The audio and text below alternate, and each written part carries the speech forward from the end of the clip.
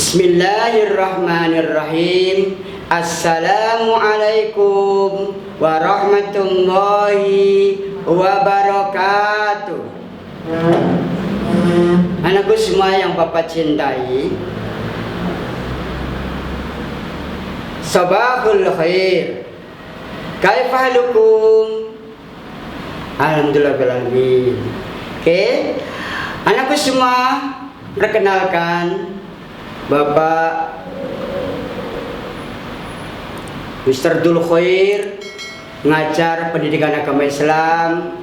Sekarang akan mengajar kelas 4. Materi kali ini kita akan belajar tentang zakat, ya. Dan sebelumnya, mari kita sebagai hamba Allah yang lemah, mari kita biasakan berdoa mohon kepada Allah. Kita baca basmalah, Bismillahirrahmanirrahim. Oke, setelah belajar kali ini, kalian nanti setelah Mister mengajarkan sampai awal sampai selesai, kalian harus mengerti, harus paham. Satu, mengetahui pengertian zakat. Yang kedua, mengetahui ketentuan zakat dengan baik dan benar.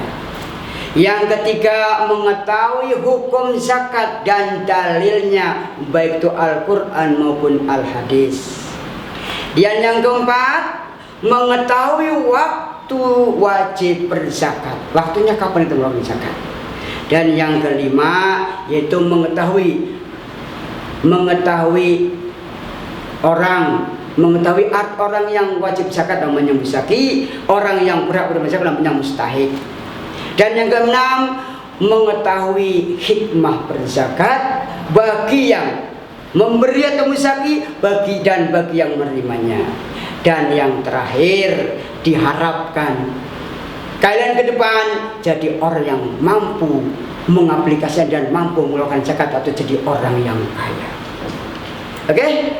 Satu, pengertian zakat dulu. Pengertian zakat ada dua. Yang pertama, pengertian secara bahasa, ya. Secara bahasa, zakat artinya bersih, suci, subur, bertambah, ya. Ini dalam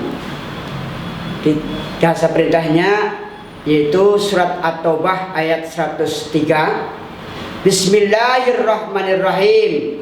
Khudh min amwalihim shadaqatan tutahhiruhum wa tuzakkihim biha wa sholli alaihim inna salataka sakinul lahum wallahu sami'un alim. Ambillah zakat dari sebagian harta mereka. Dengan zakat itu engkau membersihkan dan mensucikan mereka, dan doakan mereka, sesungguhnya doamu menenteramkan jiwa mereka, dan Allah maha mendengar lagi maha mengetahui. At-Taubah 103. Ya. Dan juga ini ada hadis lagi, ada hadis yang menyuruh kita untuk berzakat. Hadis Rasulullah yang diriwayatkan oleh Bukhari Muslim. Umirtu an uqatilan nasa hatta yashhadu an la ilaha illallah wa anna Muhammadar Rasulullah wa yuqimus salata wa yu'tuz zakata fa idza fa'alu dzalika asamu minni dima'ahum wa amwaluhum illa bihaqqil Islam wa hisabuhum 'ala Allah. Saya diperintahkan untuk memerangi manusia sampai mereka bersaksi kepada tiada Tuhan. Dia bersaksi kepada tiada Tuhan yang wajib kita disembah selain Allah, dan bahwa Muhammad adalah Rasulullah, dan mendirikan sholat serta mengeluarkan zakat. Apabila mereka melaksanakan semuanya itu, maka mereka telah memelihara darah dan hartanya daripadaku, kecuali dengan hak Islam, maka perhitungan mereka terserah pada Allah. Hadis riwayat Bukhari dan Muslim. Ini ada gambar, ya, zakat pakai uang, ya, orang yang punya uang, ya. Ada zakat, ada dua, yaitu zakat mal dan zakat fitrah, ya. Terus pengertian zakat fitrah, yaitu kalian pernah melihat ketika bulan Ramadan 10 tahun banyak orang datang membawa beras, itu mereka zakat fitrah ya. Zakat fitrah 1 orang besarnya atau besarnya itu 2,5 kilogram. Kalau liter 3,5 liter. Kalau diganti dengan uang ya sebesar berharga beras itu. Dan umumnya ketentuannya kalau kalian makannya pakai beras yang 15.000, ya zakatnya apa yang 15.000, jangan berkurang, lebih bagus ditambahin. Dan yang 10.000 ya 10.000, bertambah lebih bagus, gitu ya. Jadi membayar zakat fitrah itu wajib untuk semua orang yang berada dalam tanggungannya, dan untuk orang-orang yang ada dari keluarga itu, jadi seorang kepala keluarga wajib membayar zakat yang ditanggungnya. Zakat harta atau zakat mal. Zakat mal itu yang wajib zakati, di antara itu ada zakat perniagaan, ada zakat perdagangan, ada zakat pertanian, ada zakat pertambangan, hasil laut, hasil harta temuan, ternak dan sebagainya, banyak sekali. Itu dihitungnya atau cara mengeluarkannya itu 2,5% kali jumlah harta yang tersimpan selama 1 tahun. Masing-masing memiliki nisab masing-masing. Atau kerbau nisabnya 30 ekor, sapi 30 ekor, kuda 30 ekor, domba 40 ekor, terus kalau unta 5 ekor 1 ekor. Ada harta emas nih, harta emas yang disimpan, enggak dipakai ya, disimpan, itu wajib dibuat zakatnya, yaitu kalau nyimpan 80% zakatnya 1%, dikalikan 2,5%. Atau perak 200 gram atau 672 gram perak ya, zakatnya 2,5%. Atau hukum zakat. Hukum zakat itu hukumnya wajib seperti ibadah sholat dan lain sebagainya. Ini Al-Quran dan As-Sunnah sudah mau jelaskan tentang zakat itu sendiri ya.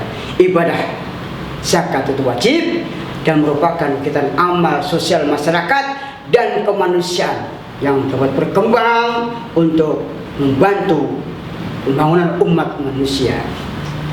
Terus zakat ini kalian harus tahu syarat wajibnya ya. Syarat wajibnya yang pertama, orang Islam. Orang Islam yang punya harta wajib mengeluarkan zakat. Kalau bukan Islam, walaupun hartanya banyak, tidak wajib. Yang kedua, berakal dan balik. Jadi orang Islam punya harta, akalnya sehat, bukan gila. Harta akal sehat dan udah balik, itu wajib mengeluarkan zakat. Dan yang ketiga, dimiliki secara sempurna, bukan rame-rame ya, bukan perserikat ya, dimiliki sempurna oleh sendiri. Dan mencapai nisab. Nisab itu apa sih Pak? Nisab itu batas harta yang wajib dizakati yang dimiliki oleh seorang, itu namanya nisab. Oke, dan ketentuannya di sini ada ya. Ketentuan zakat fitrah. Di sini waktu ya, ketentuan waktu menentukan zakat fitrah. Yang pertama waktu, namanya ada waktu harus dikeluarkan setelah dari jaga, ini orang yang jaga-jaga dari awal Ramadan sampai Ramadan kita bayar.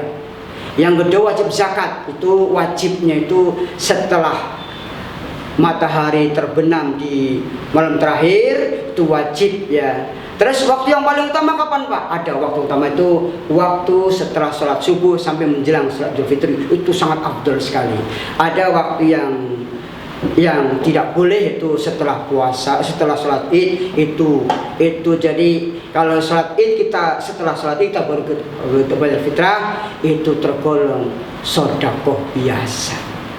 Jadi ibadah kita tergantung mu'alakun bainas sami wal ardh, itu tergantung pahala kita tergantung antara langit dan bumi, kasihan ya. Jadi kita, makanya orang-orang kadang-kadang takut lupa dia bayar buru-buru zakat, gitu ya. Jadi sekali lagi, zakat, waktu zakat yang paling afdal itu setelah sholat subuh sampai menjelang sholat Idul Fitri. Terus yang berikutnya, golongan orang menerima zakat ini terangkan dalam surat At-Taubah ayat 60. Anak-anak sudah mengambil kemarin ya. Coba dibaca bareng-bareng ya. Apa dulu? Bismillahirrahmanirrahim. Innamas sadaqatu lil fuqara'i wal masakin wal 'amilina 'alaiha wal mu'allafati qulubuhum wa fir riqabi wal gharimina wa fi sabilillahi wa ibnis sabil faridatan minallah wallahu alimul hakim.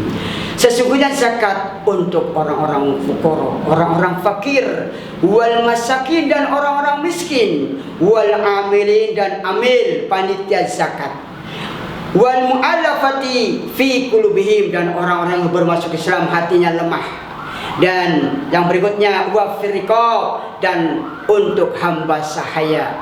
Alhamdulillah sekarang nggak ada hamba sahaya ya, selalu Rasul diangkat Rasul. Terus wal gharimina dan orang-orang yang banyak hutang tapi dia sanggup membayarnya. Terus wa fi sabilillah orang-orang yang berjuang di agama Allah, berjuang membela agama Allah. Dan yang kedelapan orang yang mendapat zakat yaitu wa ibnis sabil, yaitu orang-orang melakukan perjalanan untuk kebaikan, atau gampang itu orang-orang mau belajar tempat jauh dia kekurangan bekal, kurang biaya, itu berhak menerimanya. Atau seorang santri boleh deh, seorang santri yang sudah belajar agama dia kekurangan bekal, itu berhak menerima zakat. Oke, jadi orang yang berhak menerima zakat diterangkan dalam surat At-Taubah 60. Yang pertama itu lil fuqara, orang-orang fakir. Orang fakir ini adalah orang yang tidak punya penghasilan dan tidak punya pendapatan dan tidak ada yang menanggung. Tapi menurut Imam Syafi'i ada yang mengatakan, Imam Syafi'i menjelaskan orang yang punya penghasilan dan pekerjaan tapi penghasilannya kurang dari separuhnya, masih jauh. Yang kedua lil masakin, orang-orang miskin.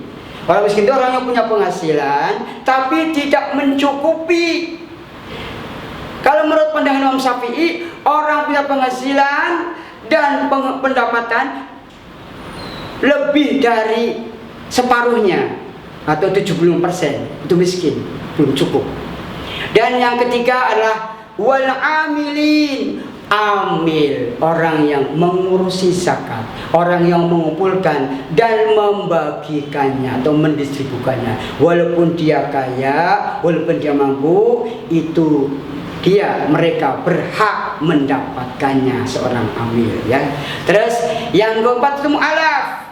Ini saudara kita yang baru masuk Islam, dia imannya masih lemah ya. Kita perlu bantu mereka ya, perlu bantu mereka biar mereka hidupnya mapan dan hidupnya menjalankan syariat Islam dengan tenang. Dan yang kelima budak atau wafir riqab, yaitu seorang budak hamba sahaya. Tapi alhamdulillah sekarang nggak ada ya. Sekarang tidak ada budak setelah Rasulullah diangkat, Muhammad Rasul diangkat Rasul, sekarang nggak ada. Tapi sekarang adanya cuma asisten rumah tangga. Alhamdulillah berkat Rasul diangkat Rasul, hapuslah perbudakan. Dan yang keenam, orang yang berhutang, orang yang banyak hutang atau seorang gharim, orang banyak hutang tapi tidak mampu membayarnya. Mereka berhak menerimanya untuk memperbaiki kehidupannya. Dan yang ketujuh yaitu orang yang berjuang di jalan Allah, membela kepentingan agama Islam, mereka berhak menerimanya.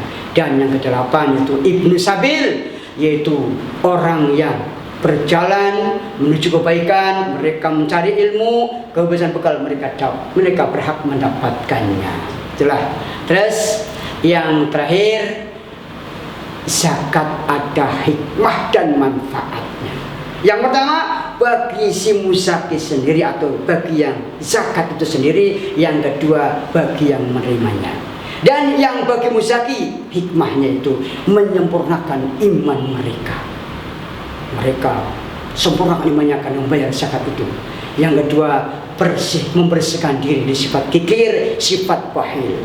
Yang ketiga yaitu hartanya akan terus bertambah. Jadi kan sesuai dengan pengertian zakat, cara istilah tumbuh subur dan bertambah ya. Dan yang berikutnya menjauhkan diri dari sifat bahaya, sifat dari menjauh diri dari siksa api neraka ya, menjadi siksa api neraka. Terus yang kelimanya yaitu mencegah dari tindakan kejahatan. Orang-orang tengah kita karena terjadi kesenjangan ekonomi, kita bantu mereka, akhirnya mereka peduli dengan kita. Terus yang ketujuh yaitu bentuk syukur kita kepada Allah. Jadi orang yang berzakat tandanya ia bersyukur kepada Allah. Dan bagi yang menerimanya tentu ada manfaatnya. Yang pertama, mereka terbantu ekonominya. Mereka akan dibantu beban ekonomi dan kehidupan sehari-harinya. Terus yang kedua, menjalin persaudaraan antara sesama muslim. Mereka terbantu, jika yang bantu si muslim mereka akan merasa persaudaraan kita. Dan yang ketiga, bagi si mustahik itu sendiri, bagi mustahik menghindarkan dari perbuatan jahat. Mereka tidak dengki dengan kita, dibantu mereka dengan ekonomi, bantu ekonominya, mereka akhirnya tidak dengki dengan kita. Dan yang keenam, meningkatkan ketakwaan kepada Allah. Dan yang berikutnya, kita mudah-mudahan harapannya bisa menambahi modal mereka dan mereka hidupnya tadinya seorang mustahik menjadi seorang musaki. Amin ya rabbal alamin. Terima kasih. Mudah-mudahan apa yang kita pelajari tadi senantiasa Allah memberi manfaat, dan mudah-mudahan kita selalu mendapat pertolongan dari Allah. Kita akhiri, alhamdulillahirabbil alamin. Subhanakallahumma bihamdika asyhadu an la ilaha illa anta. Terima kasih telah menonton video ini. Silahkan di like ya, komen, jangan lupa subscribe, dan jangan lupa di share teman-teman ya. Assalamualaikum warahmatullahi wabarakatuh.